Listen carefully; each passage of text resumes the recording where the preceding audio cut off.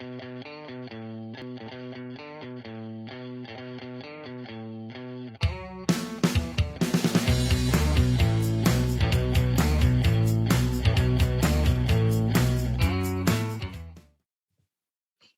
has been the director of the Environmental Learning Center since the summer of 2016 and was the program director there for 10 years before that. Nicole has degrees from Colorado State University with a bachelor's in Parks and Protected Area Management and a master's in Environmental Communications. She is also an instructor at the university's Department of Human Dimensions of Natural Resources. Nicole hired me as an educator for the Environmental Learning Center, also known as the ELC, in 2016, and I worked with her there for about 3 years. I've seen firsthand how Nicole's hard work and fun attitude have positively shaped experiences of students, campers, parents, and the people she works with. To this day, Nicole is someone that I admire and a constant source of support for me and for many others that have been through the Environmental Learning Center. Hi, Nicole. Wow, thanks for the lovely introduction. I don't know if you wanted to add anything onto that, but I would love to hear more about you telling us more about your background experiences and how you ended up working as a director. Yeah, no, I think your introduction was great. So I won't add anything to that. I get asked this question a lot, especially working in a university setting. I often kind of guest lecture or serve on panels on how did you get where you're at today. And so I think, like you mentioned, I got my undergrad degree in Parks and Protected Area Management at CSU. And while I was doing that, I kind of just discovered environmental education. I really had no idea that it existed prior to that. I came to school wanting to be a park ranger, right? So I knew that I wanted to, or I thought that I wanted to work for the park system. It was part of my upbringing, going to all the national parks and state parks and things like that, and just listening to interpretive programs and whatnot. But I had no idea beyond that you could get a degree in something like that. So when I discovered it, I was a third year student. And so I didn't want to change my major. And we did have an interpretation major at that time. And so I decided to use my experiences, like my internship and volunteer hours and kind of a job to get that experience in environmental ed. So that's what I did. So I took an internship actually in Indiana at the Indiana Dunes Environmental Learning Center. And that's how I got my kind of toes wet in the world of EE. And I loved it. So I kind of continued on that path. I came back to school. I got a job actually at the ELC as an undergraduate and worked there during the semester. And then I stayed on to do my master's work in environmental communications, not really related to environmental education or the work that I was doing at the ELC, but I continued to work there. And then during the summers, I had some stints working for USGS and in different national parks, mainly Yellowstone and the Tetons. And while I was there, just picking the brains of rangers, interpretive rangers as well. And continued working at the ELC through that time and kind of found myself in the role of program director just because of the experiences that I'd had. And then when the director of the ELC decided to step out of that role, I was, hired on after that to take over his position. So I've been at the ELC for a really long time, which has been great to watch an organization kind of grow and change and learn from the director before. And it's a good journey. That is really neat. So what do you think kind of drew your attention to environmental education? Was that? It's a great question. I think for me, and I think you'll hear this a lot in the fields, but for me, growing up, I loved my time outdoors, and I felt like those are my fondest memories are, times when I had kind of that unstructured time outside just to go out and explore. I moved around a lot growing up. My dad was in the Air Force, so whenever I went to a new place, I was also shy, so I didn't make friends that easily. But I would always find my happy place outside, like building forts or catching frogs or whatever it was. And I think the opportunity to share the enthusiasm that I have for some of that really drew me to it in the first place. That and most of the environmental ed that I've done has been, or at least in my younger years, was with kiddos as well. So working with children also it just fascinated me. They're amazing little beings, and we can learn as much from them as they probably learn from us a lot of times. And I think that just fascinated me. Somebody who could match me in my enthusiasm, I guess, for being outside. That is really exciting. Yeah. What do you think that, since you've got so much experience in environmental education, what do you think are like the primary goals or attributes of environmental education that you relate to the most? I think I relate to the most is that connection. So just trying to foster a connection to nature and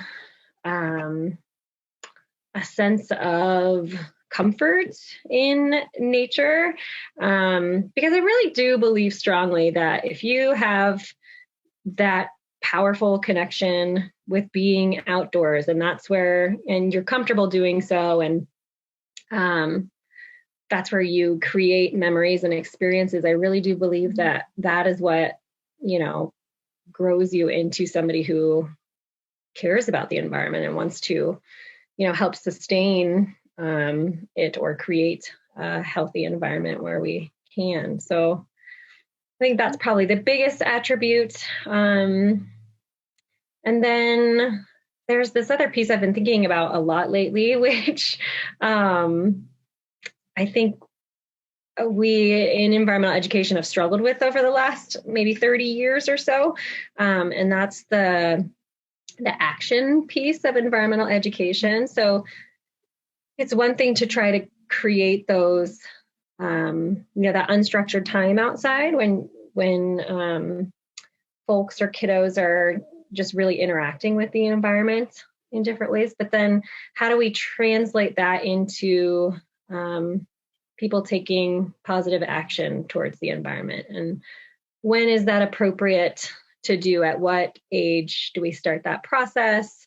And I think environmental ed has struggled with that. There's a gap, I think, from that kind of connection or knowledge piece and then the action piece. And a lot of it has to do with the fact that we're working with human beings, right? And human beings don't act in a linear fashion or always rationally, right? So I don't know, that has just recently kind of fascinated me a little bit.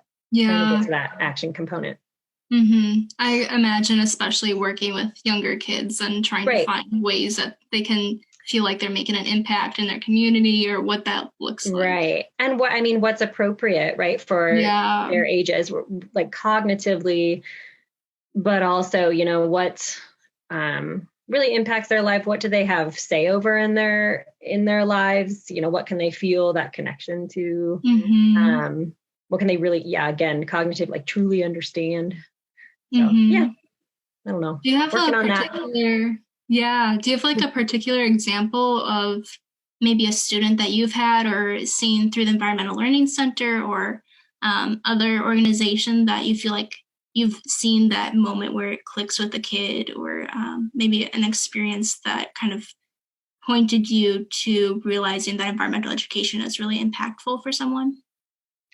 I think I've seen a lot of moments that relate to that connection piece, so that connection to nature piece, or just the benefits that being in nature can provide. So I guess this many years ago, I worked often with a student in kind of repeat programs that had ADHD, and it was amazing. So this is kind of interesting because I worked with this student at the ELC, but then I also was doing some volunteer work with what was then like a small science museum here in Fort Collins. Okay. So Yeah. this is younger days, but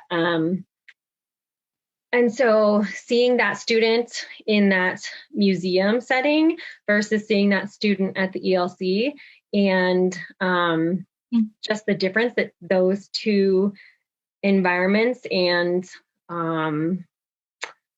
lessons, the way that we structured lessons made on that student was amazing. That was like probably one of my like aha moments of like, whoa, this really, being out in nature and utilizing all of your senses in these different ways can really be impactful for people. Yeah. And then I just have smaller moments. I mean, we'll get students that come out to us and we'll try to circle up in the grass or something, and we'll get students who do not want to sit in the grass at all. And then if you just keep modeling kind of like your enthusiasm, your comfort level, they'll eventually kind of get to the place where like, oh, okay. Kind of same thing with getting your hands dirty, it's kind of being like, well, but my hands are dirty. Like, I can't, what am I supposed to do now? And you're just like, oh, brush them on your pants. Like, so yeah. Just really small moments like that. But they just make you realize kind of what you take for granted in your own, life and thinking, and the way that you've kind of interact with the environment, and just realizing that not everybody does, but you can give people those experiences. Yeah, I love too that it's not just impactful for the students, but you're talking about how it's impacted you as a teacher. Yeah. And it's really cool to see that. No, absolutely. I think just gives you a lot of perspective, and just makes you grateful in many ways. Mm-hmm. So transitioning a little bit, would you mind talking more about what it's like to be the director of the Environmental Learning Center and what that looks like? Sure. I think the main difference, at least from being director versus program director, is that my view has shifted, right? So it's a little bit more 30,000 foot, a little bit more all encompassing. It's a little bit less of like day-to-day management tasks, and more, thinking about obviously our budget, making sure that we are aligning with our mission and what we do, making sure that we are aligning with, because we're part of the college, so aligning with the college's mission and that we're talking to the right people there. Roxy just came in the room. Mommy's in a meeting. Can you? It's okay. Honey, I'll come get you. Do you need anything right now? No. Okay. It's not till 4:30. Okay. I'll come get you when I'm done, okay? Okay? Yeah. Okay. I love you. So, what it's like to work at home. Yeah, right. How old is Roxy now? Is she and Kaya? Roxy is almost 10. She'll be 10 November 7th. Wow. And Kaya's 12 and a half. Very tweeny. Yeah. Still a sweetheart, but she's got some tween attitude sometimes. I can't see that. She's always been so sweet. I know. Well, to others, she's so sweet, but she would not give anybody else attitude, which is good, I guess. Yeah. I forget what I was talking about. Oh, role as director. Should I start over? I don't know how that. Sure. Whatever you want to do, or you can talk a little bit about the mission of the Environmental Learning Center, what that looks like. Okay, cool. Yeah, so essentially the mission at the ELC is to connect people to nature, with the end goal of, wanting those people to be stewards of the land.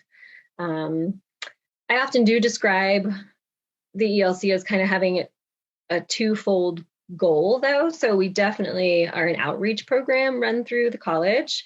So we take kind of the passion and the knowledge, from within the college out to the community. But then we're also a learning lab for CSU students, so Warner College students who are interested in getting that experience in environmental education, because we don't have any environmental education courses anymore, and we don't have a major that's focused on environmental education or interpretation anymore. So it's kind of a way, an avenue for students to get that experience. Yeah. So how was the Environmental Learning Center established and the relationship with CSU? What does that look like? Yeah, so the land, so we actually have 212-acre property that's east of campus, and the land that it is on was donated to CSU by the Rigdon family, and they were the last owners of this piece of land. And they donated it to the university with the understanding that it would be used for educational purposes. And that was in the 60s when they donated it. And then in the 70s, what was the Northern Colorado Environmental Learning Center was established. And then eventually that became the CSU Environmental Learning Center. It was always owned by CSU, but they just changed the name to reflect that a bit later on. And yeah, so it's always been housed in the College of Natural Resources, and it's always run as an outreach program, So, taking some of the knowledge and talent and passion from within the college out to the community, which is part of, the land grant institution, kind of the goal of a land grant institution, right, is to do that outreach. So we kind of serve that purpose. Yeah. So as far as staffing goes and CSU students, do you want to talk a little bit about what that connection is and how environmental education plays into their roles? Sure. Yeah, so we are a relatively small organization. And so it's myself as director, and then we have our program director, Kristen Wilkinson, and she's actually doing a master's right now. And then everybody else on staff is their undergraduate students. So we hire between, 12 and 14 during the academic year, 12 and 14 undergraduate students to work at the Environmental Learning Center. And most of them are educators. So they plan and run our educational programs. And they come into working for us with varied experiences and experience levels. And so a lot of their training is on the job training. So when they're writing lesson plans, they're usually doing that with a staff member who's been there for a little while. And then Kristen, our program director, will kind of look it over with everybody and make sure that it's good to go. And then when they're running programs, they're further gaining experience and knowledge and skills in teaching and facilitating environmental education. So kind of a neat program, I think, in that way. We also have one or two students who do kind of more of the site maintenance type of stuff, so help us take care of the acreage that we have out there. And our students come from a variety of departments within the college, so different majors. So they might have backgrounds in wildlife biology or forestry or human dimensions, ecosystem sciences. So they kind of come from all over, and then are able to bring, some of their knowledge that they're learning in class to the programs that they're planning, which can be pretty pretty neat for us. Yeah, that's really interesting to just Yeah. make the programs more interdisciplinary and Yeah. talk about different topics or whatever they're most interested in. Yeah, Yeah. I think so too. Um, I think one of our greatest assets is the fact that we work with students, so that students plan and teach our programs. I think that really makes us unique and kind of sets us apart from some of the other environmental ed organizations, at least here in Northern Colorado. So yeah, y'all are very creative. Yeah, pretty cool. Yeah, how do you work your environmental education programming, and what does that look like as far as doing outreach for the community? So what kind of programs do we do? Is that kind of what you're asking? Yeah. Yeah. We do a number of different types of programs. During the academic year, we do a lot of field trips for K-12 schools, mainly K through 5, K through 5th grade. So they'll come out to us for an hour and a half to 3 hours, and we'll do programming on, whatever topic they want to cover. And we also do some after school programs. Most of those actually take place at the schools. We have a really cool program that's an all girls after school program that we do at a number of different schools. We do programs for scout groups to cover various badges, and then other community organizations, maybe church groups, things like that. And then also during the academic year, anytime that the local school district has teacher in-service days, we do kind of all-day programming for kiddos. So we'll take kids for 8 hours of the day and do some exploration and tailored kind of programming on different themes out on our site. And then during the summer, we do week-long summer day camps, pretty much all summer long, which is really, really neat. So we'll get kiddos for the week for like 8 hours a day. Yeah. Do you think that there are some programs or maybe topics that are more of interest to these school groups or whoever is trying to get a program than other topics might be? Yeah.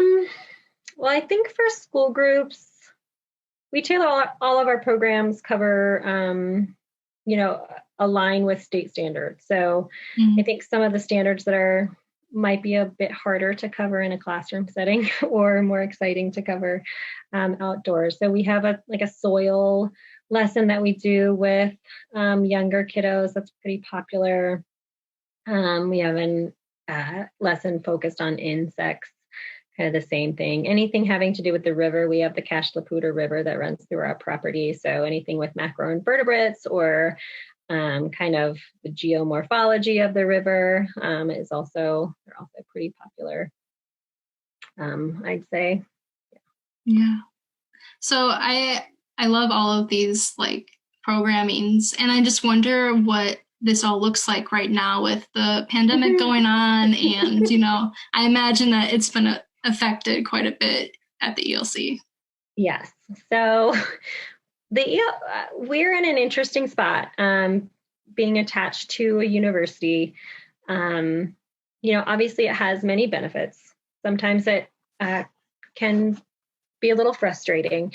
And so right now we have to follow the university's kind of policies that they set forth. We were able to run kind of a version of our summer camps this summer, which was great. Definitely looked a lot different than it normally did, but we were able to make it work. And then when we came into this fall semester, the university just put out a blanket no in-person programs. And so we haven't been able to crack that yet. So in the meantime, we're just putting out content. Essentially, the local teachers here, we've gone from virtual learning back to hybrid learning they're just overwhelmed. So they're not ready to tell us what they might need environmental education wise, that kind of thing. We also can't go into schools right now. So right now we're essentially just putting out information to kind of the broad community through our social media and things like that. So I will say there is there's definitely demand from parents for in-person programming. So if and when I'm working on it for next spring, we can do in-person programming. It'll likely look a lot different than it normally does. We won't be working with school groups as kind of our main focus. We would be putting together programs for kiddos whose parents just need them to be doing something else, right? Yeah. So probably an after-school type thing, but out at the Environmental Learning Center. Yeah. What we're thinking. So definitely sounds challenging. What is your virtual resources that you have been putting up? What does that look like? We have our staff putting those together. So nice. For example, we have the first one that they did was really cute. They just put together a video on how to make a nature journal and what it means to journal out in nature. I think one of our staff members right now is putting together one on mindfulness in nature, like using nature to help with mindfulness. I helped put together one this summer for a virtual festival that was going on in town. And so we basically just had a 10-minute clip on macroinvertebrates, just what are macroinvertebrates, what they can tell us about our river ecosystems, and then how to collect them without needing many supplies. And then we invited families to go out and do that. So it's kind of looked like a number of different things, but yeah. Yeah, that's really awesome that all of the educators are kind of pulling together and kind of finding ways to make it so that parents and teachers still have access to these things. Yeah, absolutely. Yeah. Do you know what other organizations in the area are doing or?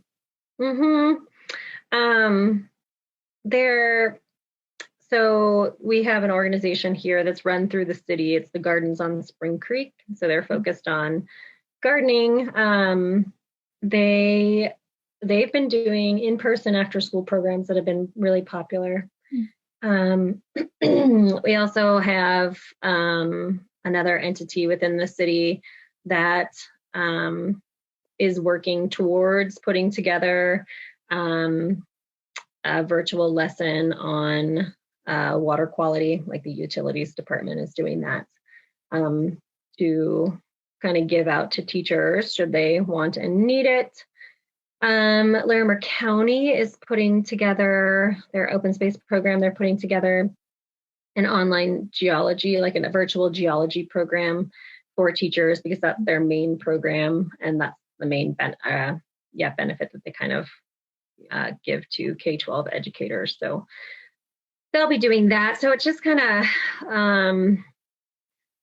a lot of it looks like putting things together virtually to be used, in the classroom and on a screen, or when it can be done in-person programming, just a lot smaller in number-wise, participant-wise. Mm-hmm. Yeah. Do you think that this content and maybe just kind of reframing the way that these organizations are looking at environmental education from a virtual standpoint is kind of maybe can be twisted into a positive light into the future? Yeah, I've been thinking about that. And I do because, of course I struggle a little bit with this because I'm a little anti-screen and we're very over-screened right now, especially during COVID. I see it in my own kiddos, right?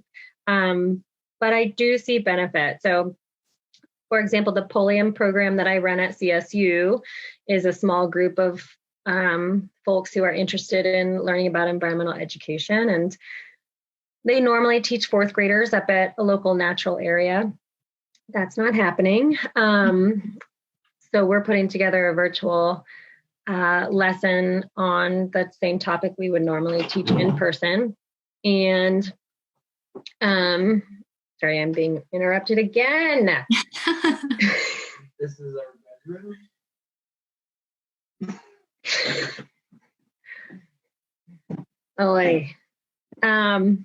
Anyway, a benefit that I see is some of the material that we're going to be putting together, I think can be used like either pre and or post, actual visit outside, to where you wouldn't have to get those, concepts down when you're out in the field, when that time could be better spent doing something else. Yeah. So, for example, like just what we're focusing up there on, like structures and functions, so essentially adaptations. So if we can, put together some virtual content that students can watch and do prior to coming out into the fields, then we don't have to spend that time in the fields kind of getting down the concept of what an adaptation is. We can instead do more, investigation on what we find out there. So I think that's definitely a benefit. And I also just think it's always good to have to start rethinking things, right? We can all get into a rut on what we do and continue doing things for years and years and years. But we all need That's to. a good point. Yeah, definitely. So. I think maybe one of the most obvious challenges that comes up with how things are right now is kind of, and even what you've been saying about how valuable connection is in environmental education, just trying to make those connections on screen sounds so difficult. Like using tactics like inquiry-based learning and having the kids run around outside sounds like it can be really challenging for groups. But I don't know if there's anything else. What other challenges come up with how things are right now? I mean, I just, part of it is, to get kind of, I'll put my director hat back on here, but a lot of it is, if you're putting out, virtual content, for an organization like the Environmental Learning Center, we do receive some money from the college, but we're largely funded through grant programs, which, usually is us interacting with the public, or through our fee for service program. So we charge for our summer camps, we charge for our school groups. So with virtual content, can you charge for that? How much can you charge for that? Yeah. So I think it's so tricky. Staying afloat, essentially. And you read so many articles in the world of environmental education, especially I just read an article the other day about outdoor science schools. So residential outdoor science schools are really struggling, and a lot of them are shutting down across the country because they just can't make ends meet, essentially, at least doing what they've normally, done. So. Right. Yeah. It's crazy. I think I read an article the other day that said that, like, I don't know, maybe, I don't know what percentage it was, but a large percentage of those institutions might have to shut down. Yeah, I think the number that I wonder if we read the same article, but maybe it was like 60-something%. I think. Yeah, it seemed like it was more than 50, which it was like 62% alarming. or 68, something like that. Yeah. Well, what advice would you have for people that are running similar organizations, or just teachers from a general standpoint? Just get your kids outside. Yeah. Or just go outside. I think is one of the biggest ones. I just see so often, and I think it has its place. Don't get me wrong. Again, when we're learning steps and things like that.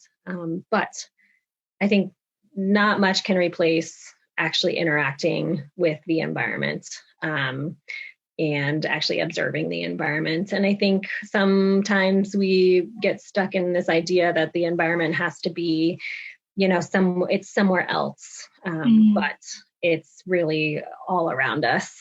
There is plenty to investigate, all around us, on a school ground, in the cracks of a sidewalk, in a manicured lawn, if you do it right and think about it a little bit differently. So one of my biggest pieces of advice for anybody who wants to facilitate environmental education.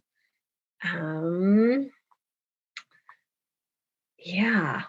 What else? I think another one that's just a little bit broader than what we've been talking about is just never being afraid to kind of share your enthusiasm about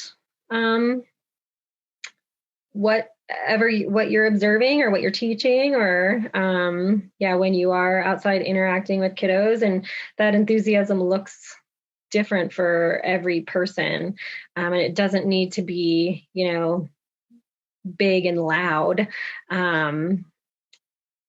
but just being authentic in that with people is, I think, so infectious and so powerful, because aside from that connection to nature, at least for kids, it's having somebody who kind of models that for them that becomes so important, in their futures with the environment. So, yeah.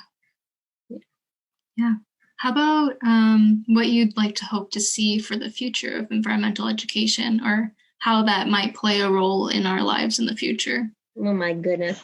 What would I like to see? I would like to see,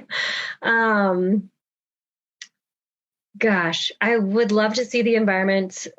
I'm thinking big here. So I'd love to see the environment in general just not be so politicized. I think that it should just become part of, or it would be wonderful if it just became part of, our civic duty. This is just part of how we are as citizens in a society, is that you take care of the environment. And then I would love to see it, just infiltrate our, if you will, our, public education system. I think we spend so much of our lives in public education, if you are part of that system, but so much of our lives in that system. And so if it just became the norm, that this is what we learn about and talk about, and I think that would be really powerful. And then also, I talked about that kind of action component, so filling that gap. So just a little more potentially research, and then focus on, taking kids at the youngest age and getting them really connected, and then taking them through that, knowledge and skills, and eventually that kind of action piece where they feel comfortable and knowledgeable enough to, take positive action, whatever that, looks like towards the environment. Mm-hmm. Awesome. Yeah, that sounds perfect. We could get all that figured out. Right? It'd be great. Shouldn't be so hard. Yeah. Yeah. Well, I thought we could wrap up with our lightning round, unless you have any other things that you'd like to bestow upon us. I don't think so. Thanks for having me. I appreciate it. Yes, thank you. All right, so we've got 3 questions today. The first one is, what is the best advice you have received? Oh my gosh. Like in any area of life? Yep. Just very broad. Gosh. Okay, no, I'm a big runner, and the best advice I've received is, if it's downhill, run it. Does that mean run faster, or what does that mean? No, it means like in a really long race. It was given to me during my first 50-mile race, and they're like, the next 8 miles is a lot of uphill. So if it's downhill, run it. Okay. Got it. But I use it. Mentally, I use it all the time. Love that. Yeah. Okay, our second one. What is a book you are reading right now, or one you would recommend?